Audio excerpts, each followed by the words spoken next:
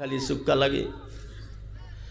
বাগানের মালিক বলছে, হায় হায়, প্রায় 12 বছর হইয়া যায় আমার বাগানে তুমি কাম করো, এখনো তুমি বুঝলা না কোন আপেল মিঠা লাগে কোন আপেল চোকা লাগে।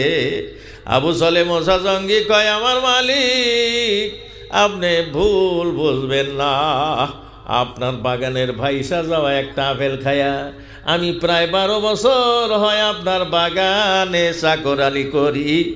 এই 12 বছরে আমি আর একটা আপেল গাছের খায়া দেখি নাই, কারণ আমি জানি বাইশা যাওয়া আপেল খাওয়াতে আমার 12 বছর চাকর থাকা লাগলো। এই বাগানের ফল যদি আমার আরও খাই তাইলে তো আরও 12 বছর ফিরে বাইরে যাইব। গতিকে আমি এই প্রায় 12 বছর হইয়া গেছে, এর মধ্যে আমি জানি না আপনার কোন গাছের ফল মিঠা কোন গাছের ফল চোকা। সুবহানাল্লাহ। অর্থ মান্যওয়ালা। পরে 12 বছর পুরো হয়ে গেছে, কইছে যে বাবু 12 বছর পুরো হইলো, তাহলে আমার ক্ষমা করে দেন, আমি যামুগা। বলে না, আগেই যাইবা কিবা করে, ক্ষমা কি অত সহজ? 12 বছর পুরো হয়েছে তাই কি? আমার বাড়িতে একটা মেয়ে আছে, কালা, বোবা, অন্ধ। এই দিক যদি তুমি বিয়া করো তাহলে আমি তোমাকে মাপ দিয়ে দিব। আমরা নিমো, ওই মেয়া নিমো, দলা ফক ফক যদি থাকে নিমু কি? অন্ধ অপারক হয়ে গেল। হায় হায়, এই বেসরা যদি আমারে ক্ষমা না করে আল্লাহ তো ক্ষমা দিব না। স্বীকার করলাম, বিয়া হয়ে গেল। রাইতে ঘরে দিছে, মেয়েটা এসে পরমা সুন্দরী, সুবহানাল্লাহ। দুইটা চোখ মতির মতো ঝলমল করে, তার চেহারা সুন্দর। হজরতে আবু সলে মুসা জঙ্গির নিকটে আইসা তিনি হায় হায় মহব্বত করতে চান, কথা বলতে চান। উনি পাতালের দিকে মুখ দিয়া খালি আস্তাগফার পড়তেছে। হায় হায়, আমারে কানা কালা অন্ধ বোবার কথা বললো, এ তো দেখতে রূপসী সুন্দরী, এ তো কথা বলতেছে, এর চোখ দুটা কত সুন্দর দেখা যায়। আমি এই মানুষটার সাথে যদি কথা বলি আমার ঈমান হারাইয়া যাইব। সুবহানাল্লাহ। সকালে ওইটা তার মেয়ে বলছে, বলে এমনি এমনি কথা। ওই মালিক, বাগানের মালিক, তার শ্বশুর আইয়া কইতাছে, বাবা গো, আমি তোমারে গনিমত মনে করছি, কতটুক দিনদার থাকলে ভাইসা যাওয়া ফেল খায়া ক্ষমা চাইতে আইসো গো। আমার এই মেয়েটা জীবনে কোনো পুরুষের সামনে পড়ে নাই, তাই কালা বলছি। আমার মেয়ে আমাকে আর তার মা ছাড়া অন্য পুরুষকে জীবনে দেখে নাই, তাই অন্য বলছি। এই বাড়ির বাহিরে কোনোদিন বাহির হয় নাই, তাই ন্যাংরা নুলা বলেছি। আসলে এইটাই আমার মেয়ে। সুবহানাল্লাহ। তার নাম ফাতেমা। সুবহানাল্লাহ। সেই ঘরে আব্দুল কাদের জিলানী, আব্দুল কাদের বড় পীর আব্দুল কাদের জিলানীর জন্ম। আমার মা বোনেরা, বাপ ভালো তার বেটা ভালো, মাও ভালো জার্সি, গাই ভালো তার বাছুর ভালো, দুধ ভালো তার ঘি। সুবহানাল্লাহ। তার বাড়িতে আব্দুল কাদের জিলানী রাহমাতুল্লাহ আলাইহির জন্ম। যে বড় পীর আব্দুল কাদের জিলানী মায়ের পেটে থেকে 18 পারার হাফিজ। সুবহানাল্লাহ। যার জন্য আমার মা বোনেরা, আপনার যত পর্দায় থাকবেন, নামাজ পড়বেন, স্বামীর আদেশ পালন করবেন, দেখবেন আপনার গর্বে আল্লাহ এমন সন্তান একদিন দিবে, সে দেশের নাম ডাকিয়া ওলি আল্লাহ হয়ে যাবো গা। সুবহানাল্লাহ। আমগো মা বাবা কেমন আসাল? আব্দুল বাতেন আঙ্গর বন্ধু মানুষ, আঙ্গর বাড়িতে গেছে, আইসে, কি খাইয়া মানুষ হয়েছি সব দেখছে আব্দুল বাতেনরা। মা কি বেয়া ছিল তাও জানে আব্দুল বাতেন। হ্যাঁ, মার কি কম মেহনত গেছে আমাকে আলেম বানাতি। মাদ্রাসায় যায় খট্টি দর্শি আর যাই নাই, বুধবারে আইসি, বৃহস্পতিবারে বিকালে জানাকবো যাই নাই, শুক্রবার দিন বাবা বাইরে হাঁকাইছে। অত শাসন ছিল, সেই জন্য আল্লাহ 2 হরফ একার জন্য তৌফিক দিছে। বাবা আল্লাহর রহমতে আজকেও বাইসা আছে। আপনারা দোয়া করবেন, মা নাই, বাবা যেন সুস্থভাবে বাইসা থাকে, সুস্থ অবস্থায় যেন আল্লাহ কালেমার সাথে নিয়ে যায়, বলুন আমিন। কত কষ্ট বালাপাড়াতে যখন পড়ি, বৃহস্পতিবারে বিকালে বাড়তে আসি, একদিন আখিরি সাহার সোমবার বন্ধ, বুধবারে আইসি, আইসা বাইরে বাড়ি ডাক দিছি না, বাবা যখন ফাল্টা সাস্তাইছে, বাবার তো মনে হয়েছে আজকে বুধবার, তো আইসা সালাম আলাইকুম দিছি, তো ওই দাও হাতে করে নয়, কয় তোর সালাম আলাইকুম খিলে, আজকে কী বার, তুই বেরতে এসেছিস কে, আজকে কী বার, আজকে বুধবার না? আমি দৌড়া হারাহারি না, বললাম বাবা আজকে আখিরি চার সময় বন্ধ দিছে, সেই জন্য আইসি। হত্যি বন্ধ দিছে, তালি আয়, অশোকা কি আর রাগ থামে, কয় তালি আয়। তাগর এই দুশ্মনের মতো যা আমাদেরকে দেখছেন পড়াশোনার ক্ষেত্রে, সেই অবদান। আমার বন্ধু সকল, আজকে আমরা অনায় বনায় ইংলিশ মিডিয়ামে আমাদের ছেলে মেয়ে নিয়ে মোটর সাইকেল নিয়ে দিয়ে আসি, স্কুলের গাড়ি দিয়ে পৌঁছা দেই, ছুটির সময় না বাড়ির সামনে নামা দেয়। এটা খুব ভালো সিফত, ছেলেরার কোনো মুসিবত হবো না। এটা কিন্তু কেউ উল্টা বুঝবেন না। আমার ছেলেও ইংলিশ মিডিয়াম পড়ে, কিন্তু আগে দারুল উলুম দেওবন্দে মোল্লাভাস করছে, তারপরে পরে। আমাদের ছেলে কত লম্বা শিক্ষা দিতে পারেন, আলহামদুলিল্লাহ, তো সমাজের মুক্তাইন। কিন্তু ভাই আমরাও অনসাইটও গেছি গে, অনসাইট। সরকারে তো আরবি পড়বারই দিব না স্কুলে। আমরা যে প্রাইভেট স্কুল করছি, যদি দিনিয়াতের একটা ক্লাস থাকতো ওখানে, কতই না ভালো হইতো। আমাদের ছেলেগুলো আদর্শ বিদ্যালয় যাইতো, দিনিয়াতের জন্য দুইটা আলিম রেখা যদি এই প্রাইভেট স্কুলগুলাই রেখা দিত, ছেলেটা কালেমাও শিখলো, কোরআন তেলাওয়াতও শিখলো, সাথে সাথে বড় ইংলিশম্যান হয়ে গেল গা। আমাদের দেশের এবং আপনি যে তার বাপ মাও, তার একটা মুক্তার টুকরা বাহির হয়ে আসতো। আছে কি? নাই।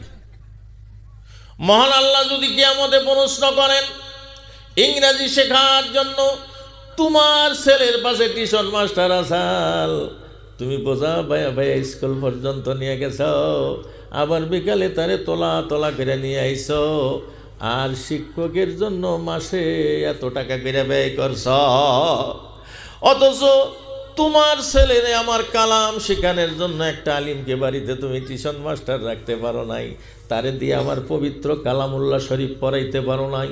আমার দেওয়া চোখ, আমার দেওয়া জিহ্বা, আমার দ্বারা মেধা ব্রেন দিয়া দুনিয়ার সব শিক্ষা দিয়ে দিলা, শুধু আমার কোরআনের শিক্ষা দিতে পারলা না। আল্লাহর কাছে আমরা জবাব দিতে পারবো গো? আল্লাহ যে কইছে উদখুলু ফিস সিলমি কাফা, তুমি পরিপূর্ণ ইসলামের মধ্যে দাখিল হইয়া যাও। আমি কি প্রবেশ করা পারছি গো? কেগো ইসলামের মধ্যে পুরা প্রবেশ করা পারছি কি? পারি নাই। সামনে রোজা আসতেছে ভাই, মুখ্য অতিথি আইছে, আমি ডাকবারও পাঠাইছি যে ডাক দেন। সামনে রোজা আসতেছে, রোজার মাসে আপনারা রোজা থাকবেন। চিরাচরিত একটা নিয়ম আছে, কত পোলাপান খালি একটা সিগনেচারের জন্য রোজা ভাঙ্গে গো, সারাদিন কিন্তু ভাত খানা। আমার যুবক বন্ধুরা, আমি পায়ে ধরে অনুরোধ করতেছি, সামান্য শেখরের জন্যে, সামান্য সিগনেচারের জন্য তোমরা রোজা ভাঙবা না আগামী মাসে, আগামী রোজায়। কারণ একটা রোজা যদি মানুষ থাকে, তার দেহের সার্ভিসিং হয় 30টা রোজায়, দেহের সার্ভিসিং হয়ে যায়।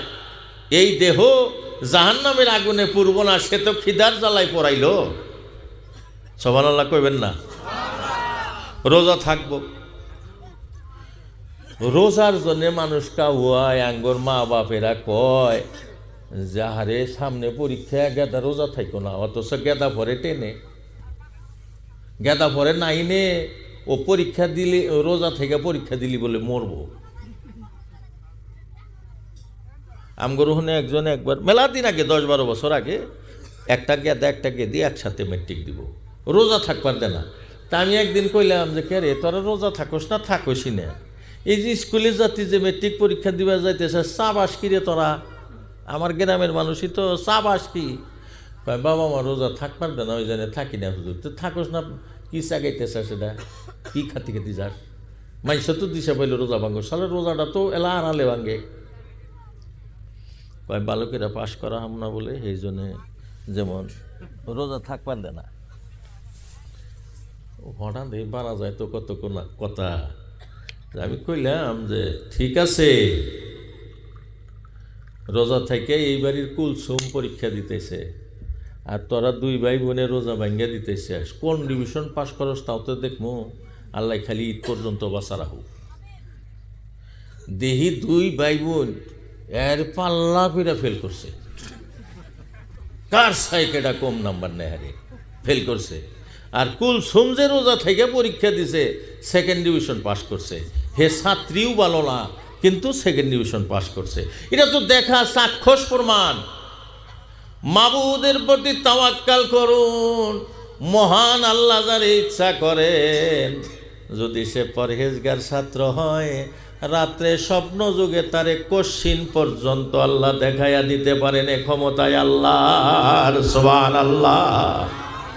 আপনি কাসার, হাইলাকান্দি, শিলচর, বদরপুর যান, ওরা একটা এডিশনাল এসপি হইবার পারে, ডিসি হইবার পারে, আপনার পুলিশ অফিসার হইতে পারে, যে কোনো চাকরিয়াল, ওরা যদি ইমামতি করে আঙ্গন নাগাল আলেম তার পাশে একটা করা পারবো। কিসের জন্য জানেন? আগে ওরা সবাহি মক্তবে কোরআন পড়া শিখায়, কালেমা শিখায়, নামাজ শিখায়, তারপর স্কুলে দেয়। একটা কথা মনে করেন, এই মটর কালাই সাবানের পরে যদি আপনি সুজি মুহে দেন, ওটা চাতাতে লাগবো কে? সুজি চাতাতে লাগবো কে? থর হাতেতে মনে হবে কি মুহে দিল রে। কোরআন শরীফ আরবি শিক্ষা কঠিন, কিন্তু এইটা যার মেমোরিতে অ্যালাউ করে, দুনিয়ার যত শিক্ষা আছে এগুলা পানি বরাবর, সুজি বরাবর। যার জন্যে বাস্তব উদাহরণ, যত হাফিজ সাবরা মেট্রিক পরীক্ষা দেয় ডিভিশন ছাড়া পাস করা শুনছেন? কথা কব না, শুনছেন কোন দিন? সব হাফিজরা ডিভিশন নিয়ে পাস করে। কিসের জন্যে? আগে আল্লাহর কালাম পড়ছে। ভাই, শিক্ষায় আমাদের উন্নতি হইতেছে না কেন? আমরা আল্লাহটা একবারে বাদ দিছি। যে আমরা কয়রান নাগাল খালি ব করে আসি, মালিকের কাছে জাঙ্গর চা লাগবো, হে কথা আমরা ভুলে গেছি। ফার্স্ট টাইম এই কথা দিয়ে শুরু করছিলাম না? গতিকে আমার বন্ধু সকল, আমার প্রাণের মা ভগ্নীগণ, মা বোনদের বেশি কাম নাই। ঈদের মধ্যে আমরা লক্ষ্মীপুর খালি কাপড় কিনবার যাই না। লক্ষ্মীপুর আপনারা কাপড় কিনবার যাই না, বেড়া চালটা কল্প গম পারবার দিয়ে। বেটা শালকোনা তো ডিলা দিতি বউয়েক ডিলা দিতি একবারে মেসালের জায়গায় উনির জায়গায় মেসাল। তাই হচ্ছে না কত পরিয়াল? মেসালে যা কব তাই শোনা লাগবো। ওই দিন অমৃত গান্ধী সবাই কইছি, যে স্বামী বাইসা থাকা অবস্থায় নিজের স্ত্রী নামাজ কামাই দেয়, রোজা ভাঙ্গে, পর্দার বাহিরে গোরে, অনায় বনায় ভদাই পাতি করে হাট বাজারে, ওই জামাইটা হিজরা ছাড়া আর কিছুই না। কে গো? আপনার স্ত্রী এত টাকা খরচ করে তারে শাদী বিয়া করলেন, জায়েজ তরিকায় বিবাহ করলেন, হে আপনার অর্ধাঙ্গিনী, আপনিও তার অর্ধাঙ্গিনী। এক সাইড বুঝবেন না। এই যে স্বামী স্ত্রী যে মহব্বত, এটা কেমন মহব্বত? আপনি একটা উলের পাঞ্জাবি বানাইলেন, তার একটা উলের ব্লাউজ বানাতেন। আপনি ট্রাউজার কিনছেন, নিচে পায়জামা পেন, আপনার বউকে কিনে দেন। সব আবার চড়া বুঝে আপনি সিগারেট খান, কালকে আবার সিগারেট মা বোনের নিকে নিয়ে না, যে হুজুর কইছে তুমি যা করবা বই হো তাই দিবা। তো এই যে ট্রাউজার আনছি, তুই ওপেন দে। আমি গঞ্জি কিনছি, তোর নিকে এই যে উলের পাঞ্জাবি আনছি, তোর নিকে উলের ব্লাউজ বলা আনছি।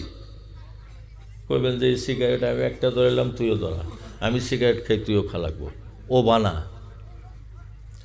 স্ত্রীকে হে যে আপনার অর্ধাঙ্গিনী ওই হিসাবে ভালোবাসেন। আপনার জন্য যা ভালো পান তার জন্যও তাই ভালো পান। আমার স্ত্রী কাপড় পিন্দিব, মনে রাখেন, আমার স্ত্রী কাপড় পিন্দিব, আমার কাছে যেটা ভালো লাগে এইটাই স্ত্রীকে আমি কিনে দিব। নাকি কন? আমার বউ আমার কাছে কোনটা পিন দিলে আমার সহে বাল দেখা যাবো হেটা তাকবেন দামু, এইটা হইল স্বামীর কথা। আর নেককারিনী স্ত্রীর কথা হইল আমার অর্ধাঙ্গী আমার স্বামী আমাকে যে কাপড় দিয়া ভালোবাসে আমি ওই কাপড়ই স্বাগতম জানাইয়া পরিধান করব।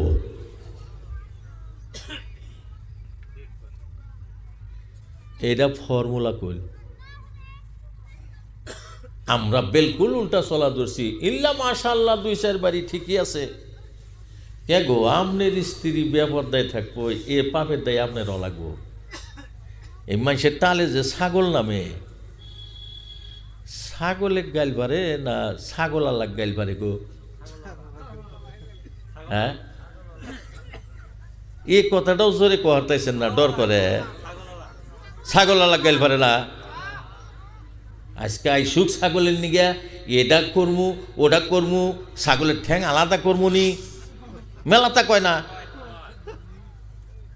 তালি মালিকে গাইল পারে, কারণ তোমার ছাগল তুমি নিয়ন্ত্রণে রাখা পারো না, তার জন্য মানুষের অন্যায় করে। তাহলে আমার স্ত্রী বেপরদায় চলে, আমার স্ত্রী লক্ষ্মীপুর বাজার করে, আমার স্ত্রী আওলাতলি তফসির ক্লাসে যায়, ওই বাজারও ঢোকে, তাহলে আমি বাড়িতে কি করি? আমি কোন রাহাল? তালি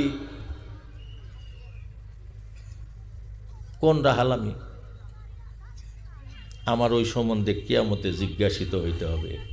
আমার ছেলে বিয়ে পাশ করাইছি, আমার ছেলেকে আমি দিন শিক্ষা দেই নাই, কিয়ামতে আমার কাঠগড়ায় দাঁড়াইতে হবে, বিচারের আন্ডারে আমার পড়তেই হবে। কারণ আমার ছেলে আমি কি তালিম দিলাম সেই বিষয়ে আমাকে প্রশ্ন করা হবে।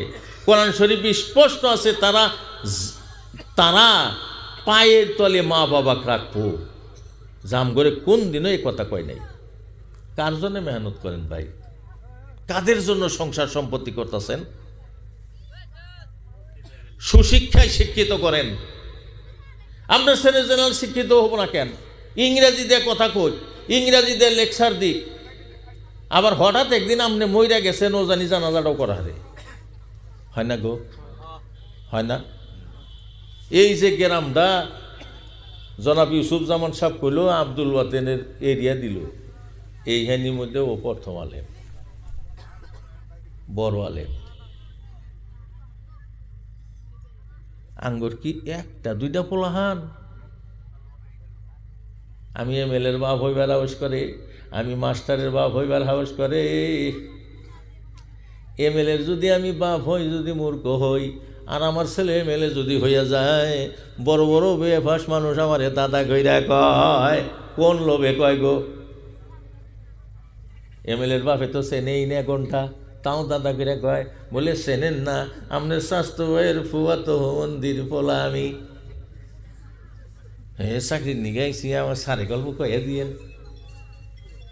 এমএলএর বাবা হওয়ার জন্য তার জন্য বড় শেয়ার হইয়া গেল। আপনি যদি কিয়ামতে একজন আলিম একজন হাফিজ, আমার পরে যে বক্তব্য দিতে আসবো হাফিজ আকসাদুর রহমান, আল্লাহ তার কণ্ঠে বরকত দিয়ে দিক, বলুন আমিন। মহান আল্লাহ ওই আকসাদুর যে একজন হাফিজ মানুষ, মৌলানা আব্দুল বাতিন একজন আলিম মানুষ, তারা যদি কোরআন হাদিস হিসাবে আমল করে, তার মা বাবাকে কিয়ামতে নূরের চেয়ারে বইতে দিব। সুবহানাল্লাহ। আব্দুল বাতিন আপনি গ্রামের মানুষ, এদিকে তো মাসাই উঠছে, মাসায় ওঠার পরে সভাপতি সাকতাব চেয়ারটা দিছে। আব্দুল বাতিনের মেলা ছোট মানুষই না আছেন না গো? কথা কোন অল্প? আল্লাহ সম্মান কেন দিছে? দুনিয়াতেই সম্মান দিছে কোরআনের বাহক হইয়া যাওয়ার কারণে। ওর বাপে ওর পাশে ইক্তেদা করে না গো? আব্দুল বাতিন যদি ইমামতি করে, আমি যদি ইমামতি করি, আঙ্গো বাবা যদি কয় আঙ্গর গেদাই তো ইমামনি করতেছে, এখনও তো মাথা তোলে না, দৌড় কতক্ষণ বৈশা জিরাই নামাজ হবো গো। যত সময় ইমাম আমুদি আছে, তুমি মাস্টার প্রফেসর যাই হও, ইমামের সাথে অতটুকু আমুদিয়া তোমার থাকা লাগবো বাধ্য, তাই না গো? এই যদি কয় সেজদা দিছে এখনো ওঠে না, অল্প জিরা নই, পরে ফের যাইরো, তাহলে নামাজ হবো কি? হবো না। ইমামের আগে যদি আপনি মাথা নিয়ে ঠেকান, তাও নামাজ হবো না। ইমামের সাহেব একদুলা আকবারা খাড়া হইলেন, তাও নামাজ হবো না। তাহলে এমনি করে চলা লাগবো। কো বক্তা কো, ও আছে আমার পরে আরও আছে, আলহামদুলিল্লাহ, তা তো কর না। ইস, খুব অন্যায় করছি গো। ইনশাল্লাহ যা কইছি আপনারা আল্লাহর হস্তে ক্ষমা করবেন, আল্লাহর হস্তে ক্ষমা করবেন। আমলের কথা যদি থাকে তাইলে আমল করবেন, সমালোচনার চাই আমল বেশি করবেন। আমলের কথা কইছি আমি, মানে গরুয়া ভাষায় কথা কইতো অত স্ট্যান্ডার্ড মানুষের পোলা হলো না আমি, অত স্ট্যান্ডার্ড ভাষাও জানলিও কই না। গরুয়া ভাষায় আমি কথা কই, যেখানে যেভাবে বলা লাগে ওইভাবে বলার চেষ্টা করি। কারণ আমরা আমাদের অপরাধ যদি আমরা মূল্যায়ন করতে না পারি, আমরা আমাদের নেক আমল, আমাদের পজিশন যদি আমরা মূল্যায়ন করতে না পারি, আল্লাহর কাছে পরিচয় দিতে পারবো না। গতিকে যে কয়টা কথা বলছি আমল করার কথা বলছি, ইনশাল্লাহ আমল করব। লাস্টে একটা কথা কয়া যায়, হাজারো মানুষ রোজা থাকেন, মইরা গেলেও রোজা ভাঙেন না, কিন্তু মাইরা হেলাইলেও যে তারাবি পড়েন না, এটা খুব দুঃখ। হয় না গো, হয় না? হাজারো মানুষ রোজা থাকে কিন্তু তারাবি পড়ব না, অথচ আপনার রোজা থাকলেন আর তারাবি পড়লেন, আপনার বিগত দিনের তামাম গুনাহ আল্লাহ মাফ করে দিবেন। সুবহানাল্লাহ। আল্লাহ তাআলা শোনা বলা হইতে বেশি আমলের তৌফিক দান করুক। সবাই বলুন আমিন। আমার জন্য দোয়া করবেন, দিনের কাজ করতে, মাদ্রাসার খিদমত করতে যতটুকু এলেম হেলেমের প্রয়োজন, কণ্ঠস্বরের প্রয়োজন, শক্তির প্রয়োজন, সুস্থতার প্রয়োজন, আল্লাহ পাক যেন গায়েব থেকে দান করে। সবাই বলুন আমিন। সর্বশেষে এই ফরিঙ্গাপাড়া যুব সংঘর সমস্ত যুবক বন্ধুদেরকে আমার অন্তরের স্থল থেকে ধন্যবাদ জ্ঞাপন করেছি। আর আমি একটা অনুরোধ